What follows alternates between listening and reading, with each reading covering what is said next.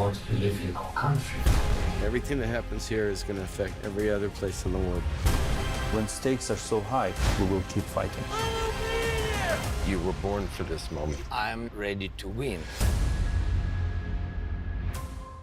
It didn't seem like anything could happen in East Palestine, but it did.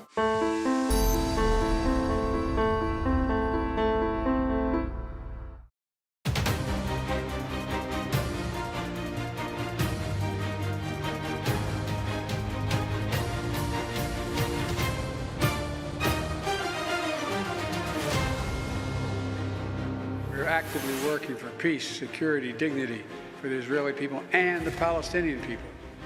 We will continue to work to avoid a wider conflict in the region. But we will take all necessary actions to defend the United States, our interests, and our people. Well, at this point, I'm undecided. I am still looking at the candidates very deeply just to see who best resonates with what I'm looking for. Hello, I'm Weijia Jiang in Washington. Welcome to America Decides. President Biden has unveiled a new executive order targeting Israeli settlers in the West Bank. It allows the U.S. to impose new sanctions on those who engage in violence against Palestinians or displace them from their homes. Israeli politicians and government officials could also be subjected to those same sanctions. This move comes as Biden faces mounting criticism over his handling of the Israel-Hamas war. CBS News Chief White House correspondent Nancy Cordes joins us now. Nancy, it's great to see you. Tell us about this executive order that has already penalized 4 individuals. Who are they, and should we expect the government to sanction Israeli officials as well? There's certainly the possibility, Weijia, that the number of sanctioned individuals could grow. Right now, it is 4 individuals, West Bank settlers, Israelis, who the White House accuses of behaving with violence towards Palestinians in the West Bank. One of them, for example, the administration says incited a riot, set vehicles and buildings on fire, and that it led to the death of 1 Palestinian. Another assaulted Palestinian farmers. Why is this important? Because the president has been making the case that a 2-state solution is really the only way to prevent violence and tension long-term between Israel and the Palestinians. That's been rejected by the Israeli prime minister. And the U.S. really wants to see the Israeli government crack down more than it has on these West Bank Israeli settlers who they feel have been targeting Palestinians. And so what this executive order does is it essentially freezes any U.S. assets that these individuals might have, and it prevents anyone in the U.S. essentially from doing business with them.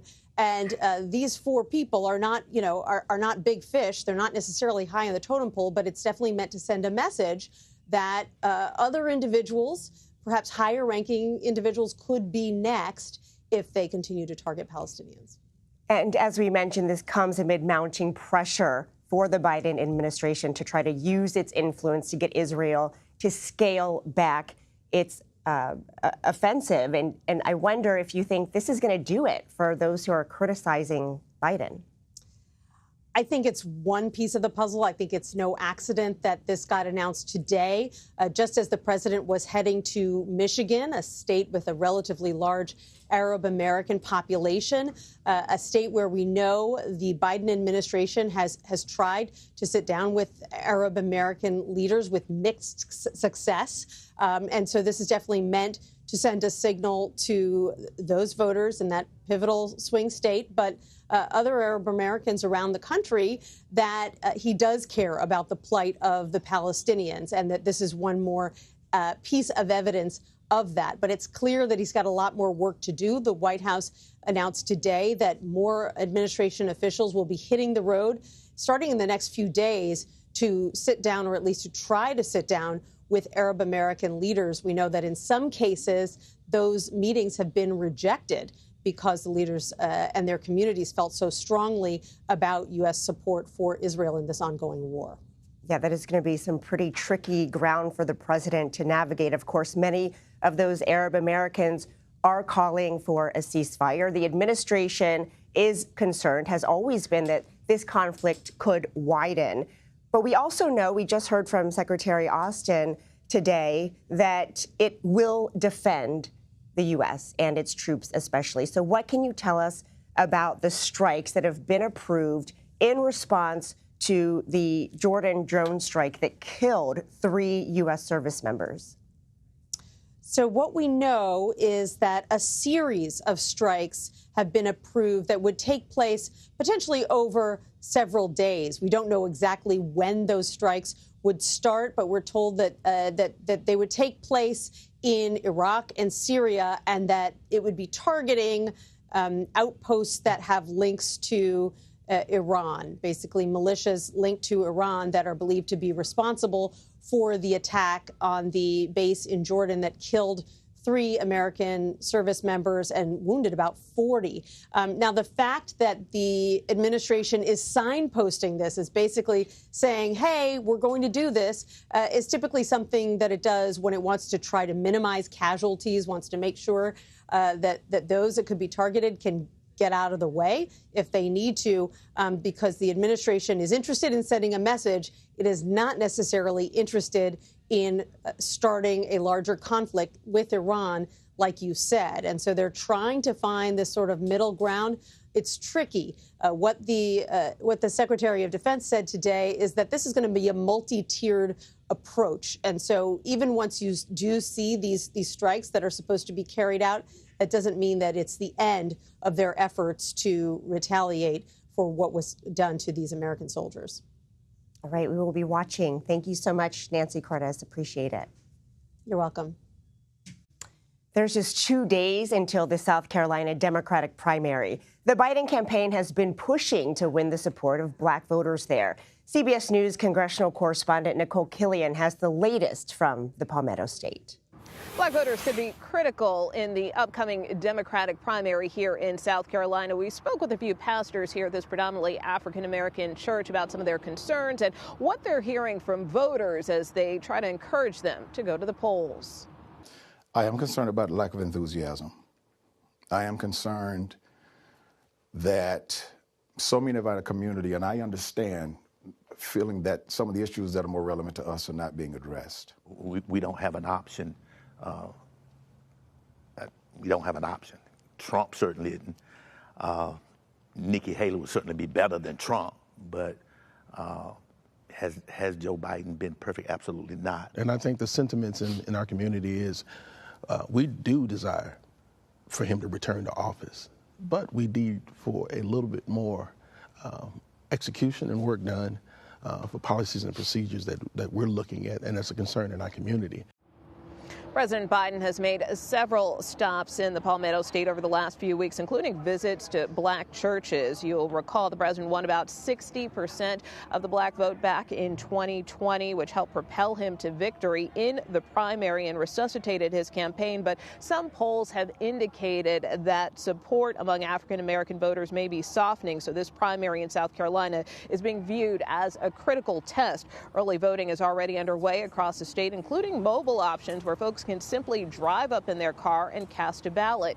This time around, the president faces challengers Dean Phillips and Marianne Williamson. The president is not expected back in South Carolina for the primary, but the vice president is expected here Friday to make a final push.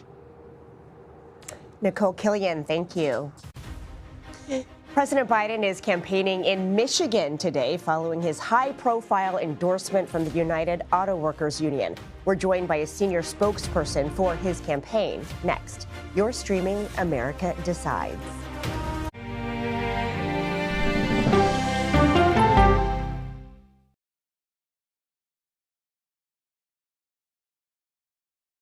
Well, let me start with this.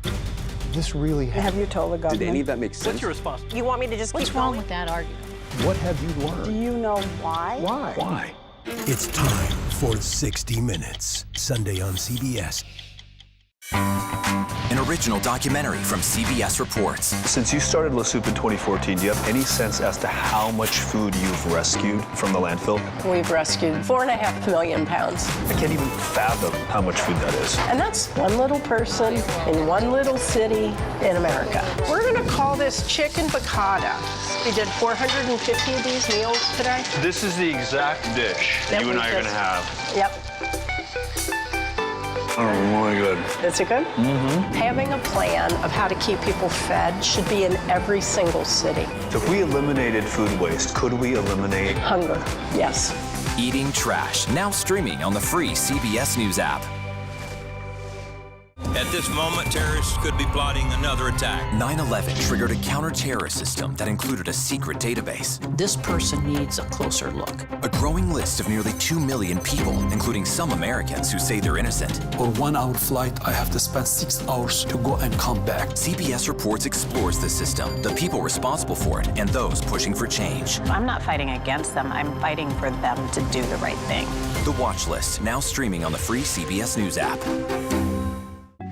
He was there when the war in Ukraine started. Extreme history. It's a big moment. The extraordinary story behind Sean Penn's new Paramount Plus documentary, Superpower, when we go person to person. An original documentary from CBS Reports. AI is among the most world-changing technologies ever. Curing diseases, scientific breakthroughs, making lives better. They can help us with medical discoveries, scientific discoveries, doing better agriculture, having cures for things like Alzheimer's. It's also going to really transform the way we work. The uplifting potential of artificial intelligence is limitless. It gives you a friend, somebody to chat with 24/7 that is non-judgmental. He makes me feel loved and desired. And so are its downfalls. The problem with all this AI is that it's unpredictable and uncontrollable. The choices we make now will have lasting effects for decades, maybe even centuries. The ChatGPT revolution, now streaming on the free CBS News app. It's like a screenplay, something straight out of Hollywood. Human remains found this week. The mystery would haunt investigators for years. A gripping true crime original, 48 Hours, now streaming on the free CBS News app. How can we become our best selves? That may be more about character than talent. The ultimate mark of your potential is how far you've climbed, not how high you've gone. Realizing your true potential with Adam Grant as we go person to person. Welcome back to America Decides. President Biden traveled to Michigan today to meet with members of the United Auto Workers Union. This trip comes just days after he received the union's high-profile endorsement. Biden narrowly flipped Michigan in 2020 after Trump carried the state back in 2016. The former president is also vying for union support. Yesterday, Trump met with the Teamsters president to discuss immigration. The union backed both President Biden and Hillary Clinton instead of Trump the two previous times he ran for office. Kevin Munoz joins us now. He is a senior spokesperson for President Biden's reelection campaign. Kevin, it's always great to see you. I'm looking at an email where you blasted the former president's, quote, bad attempt at salvaging union support after that meeting yesterday. Why are you so confident that President Biden is going to continue to win union endorsements? Well, thank you so much for having me, Weija. Hello from Wilmington. We're really excited that the president was able to come to Michigan today to talk to some of the 130,000 UAW Michiganders in the state about the stakes of this election when it comes to working people. When you look at Donald Trump's record, it is one of selling out the working class on behalf of Wall Street. And Joe Biden is proud to be the most pro-labor president. And this was a great trip following his historic visit to a picket line, the first time the sitting president has ever done that. And we're going to continue to talk about how this agenda is delivering for union members, including creating jobs here at home instead of shipping them over to China. And Kevin, I want to point to a photo of a truck that was parked near today's UAW event because Michigan, as you mentioned, is home to many members of that particular union, but it's also home to the largest Arab American, Muslim American population in the country. And this sign reads Genocide Joe. It references the death toll in Gaza. And I wonder what the campaign is doing to try to reach that community. and try to navigate the passion and the anger that we are seeing boiling over? Well, look, the president first and foremost treats this issue as a commander-in-chief, and he absolutely recognizes the challenge, the difficulty, and the pain that so many abroad and so many here at home feel when it comes to this issue. We know that the White House has already announced some steps building on the work they've been doing to engage with Arab elected officials and other leaders in their communities to travel to Michigan, to talk to them about the issues that will define this election. Ultimately, this election is going to be won by earning the support of the coalition that sent Joe Biden and Kamala Harris to the White House in the first place. And we're going to be doing that work and talking to every constituency throughout this cycle. Did the president sit down with any Arab American leaders today while he was in Michigan? It was really important for the president to come after that endorsement, after him joining the picket line to visit with UAW workers and talk about the stakes of this election. He was also able to visit a Black-owned business, talk to some Michiganders about that. This is the first of many trips. I think we're really encouraged by the fact that, the White House is sending some senior officials over to Michigan to talk to stakeholders in the community, and we'll be continuing to visit and talking to folks throughout this cycle.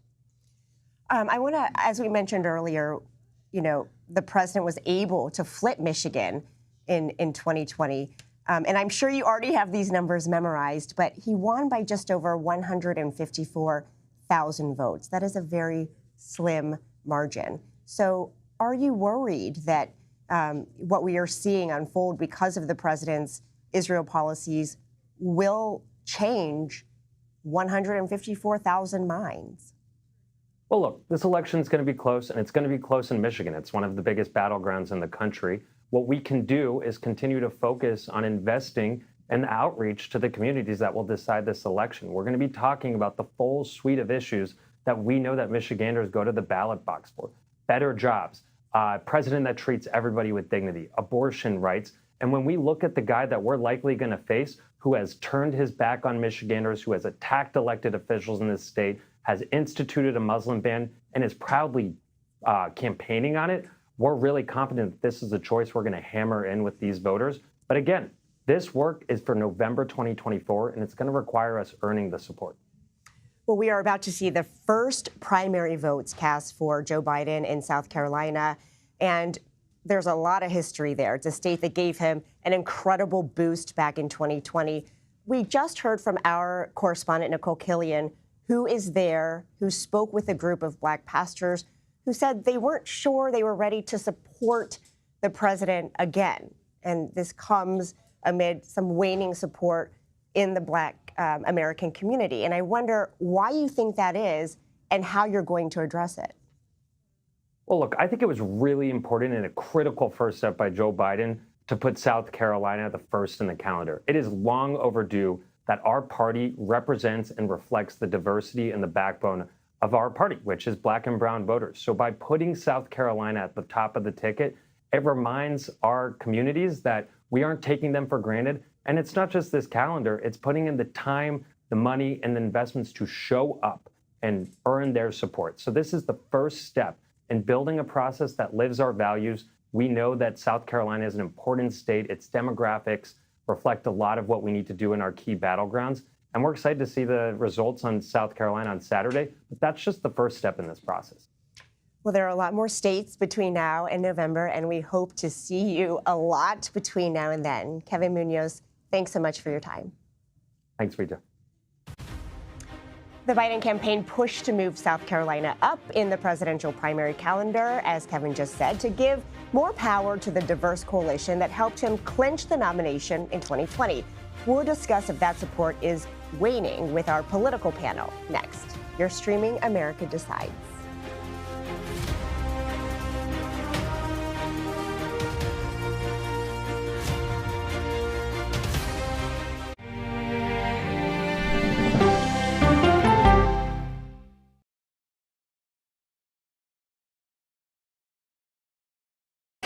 Hey there, welcome to The Uplift. I thought she was a groom, and I stepped back and I went, oh, you're the queen.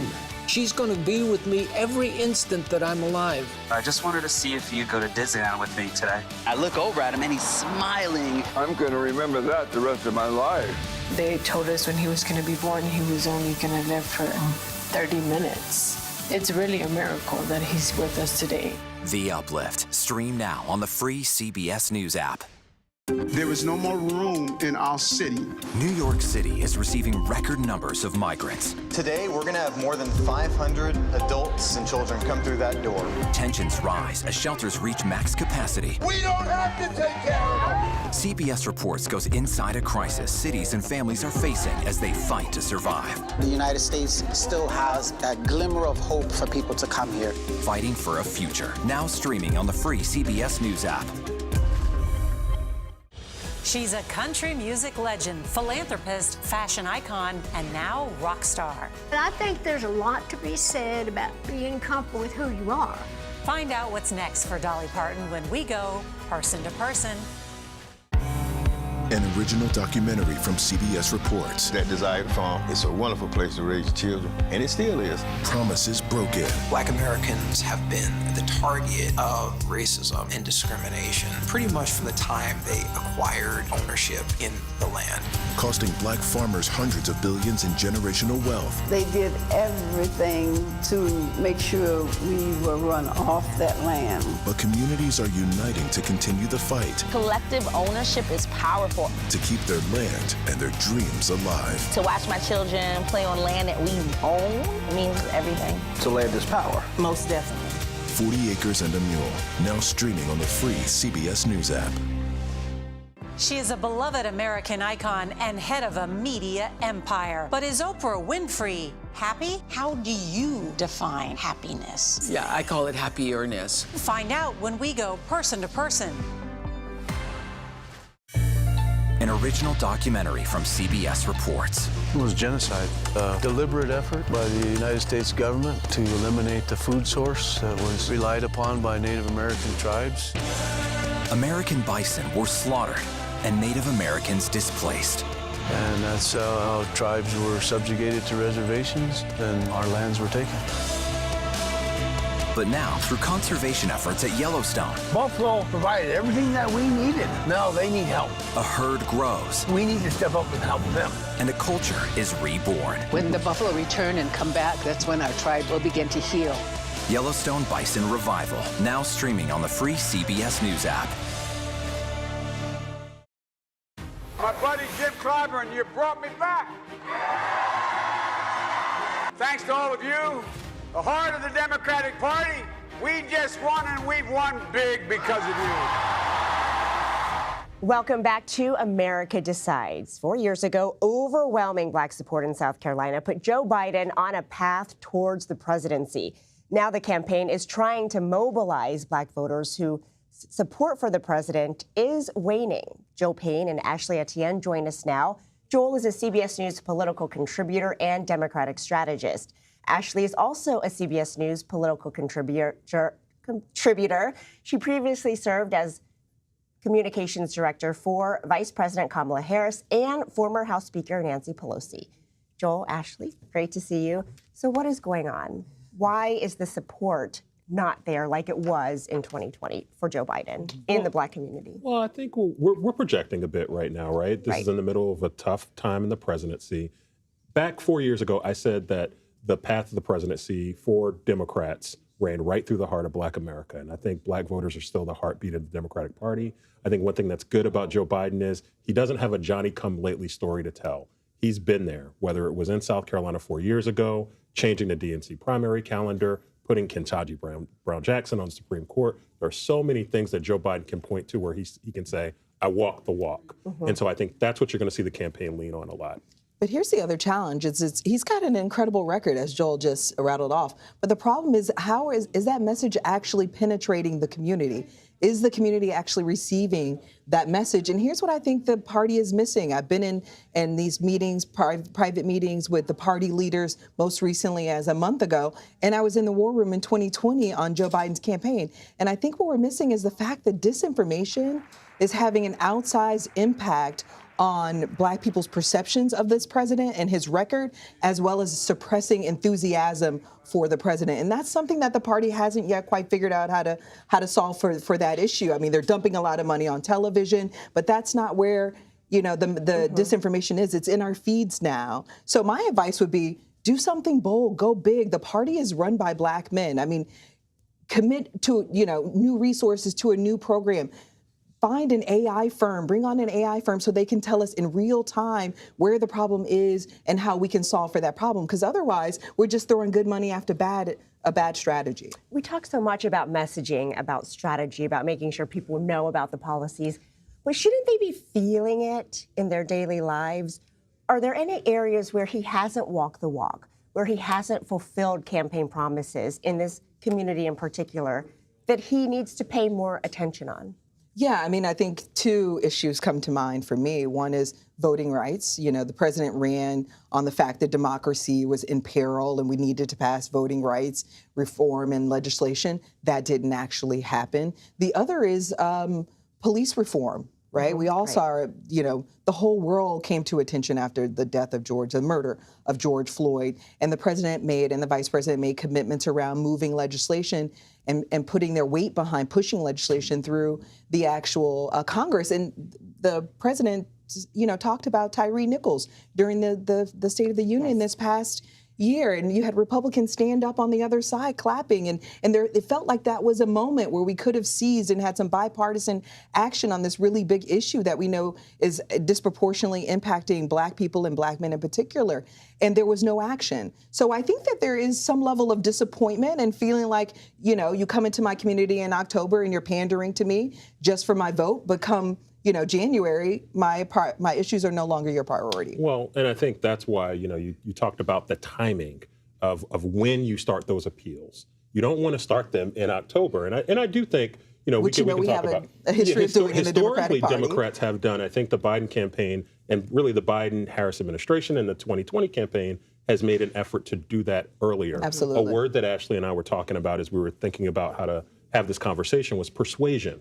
That's the term that's used for how you approach voters. Do you treat them as a persuasion target or a turnout target? Turnout is giving you logistics. Show up on this day, register at this time, and this is the information for how you vote. Persuasion is, why should you vote for me? What's the proactive case for why I've earned your vote and earned your support? And Democrats, Joe Biden, is doing that type of appeal earlier and more frequently and with a lot more urgency than they have really at any time in the modern Democratic Party history. And I think the campaign is counting on that to really buoy them into this cycle. I mean, that's the benefit of having all these polls, right? There's a recent poll that showed that Joe Biden was down 22 points to Donald Trump with Black men. I mean, what the campaign is doing is putting their foot on the gas earlier than they ever had before. And I think we're seeing a lot of good dividends. So it's positive signs, but I think if you don't get at this disinformation that we know is corroding our feeds, it's still going to be a problem in his Achilles heel. And what about, I'm glad you mentioned the former president, what about the Republican race? Is that going to matter who wins when it comes to Joe Biden persuading Black voters to vote for him? The alternative, is that going to matter? So look, this is a hard conversation for Democrats to have. Democrats have to be very honest and operate with a lot of clarity about the fact that I think that Donald Trump and Republicans are gaining ground with Black voters. Now, what does gaining ground look like? Going from 6% to 8% to maybe 9 or 10%. Not what we've seen in some public polls that are like 20, 30% for African American support. I think that's unrealistic. But it's clear that the trend lines show that Republicans are making inroads. There are a lot of reasons for that. There's a broad working class, people of color coalition that I think Republicans are targeting this cycle, going after people based on college education, going after geographically where they are. There's a lot of rural Black folks that Republicans are targeting. And so I think Democrats have to be smart about countering that and offering a narrative that shows those people that there's room for them within this coalition. I also think that we made the case to Black Americans that democracy was the most important issue going into this last election. And I think if there's no repercussions or if Donald Trump is not held to account, I think it's not going to be as potent of an issue going into this next cycle. And I think that's a problem. It's not just whether or not Republicans are gaining traction going from 6 to 8%. It's how many African Americans or Black folks decide to stay home. That's the real question. Yeah, I'm glad you brought that up, because is it about persuasion or is it about just not going? It's about I guess everything. It's too early. It's about everything. It's about investment. It's about energy. I worked on Hillary Clinton's campaign in 2016, and you can tell that story in a lot of ways through what happened in Wisconsin. There was a county in Milwaukee, there was a New York Times story about this, that just didn't show up. Right. There was one precinct, and that, frankly, made the difference between the last 6 years of American life that black voters dealt with. It's that one area not showing up, which means that every vote, every precinct, every neighborhood counts, and I think Democrats can't leave any stone unturned. And what about the vice president? Obviously, you worked for her. She I did. Is a historical figure. Yeah. Will she have influence to get voters out in the black community? Well, I'm glad you said that, because that's where I was about to transition now, which is that the party has a lot of advantages. I mean, the party's run, by black men. You've got Hakeem Jeffries, who's running the House. You got Jamie, who's running the DNC, and then you've got the vice president. Foles. Yeah, you got Quentin, who's the number 2 on the campaign, first time ever. The head of communications is an African-American male. But then you also have the vice president.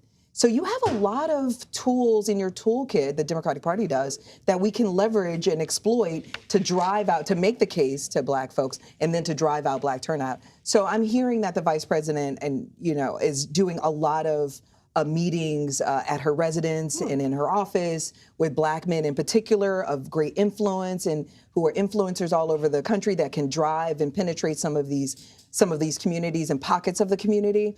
And I think they believe that that is sort of the beginnings of what could become an army that could be leveraged to actually go out and drive out turnout, right? Serve as surrogates for the campaign, right? So the work that the president can't do or the vice president can't do, you would have these folks out there talking directly to voters. So she's doing those meetings now, and I think that they think that that's part of the larger strategy to get people engaged and active earlier than ever before. So I think she's going to have an outsized impact. And she's a great asset to the president. Well, I have many more questions, but we have to leave it there. Thank you both so much. Thank you. Joel Payne, Ashley Etienne. We will see you soon. All right.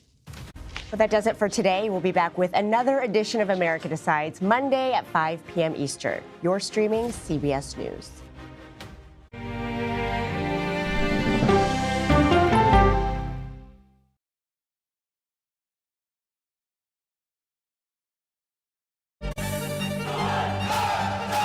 Original documentary from CBS reports tensions rising between a powerful country and a vital island. The supply of this technology came grinding to a halt. The world would grind to a halt.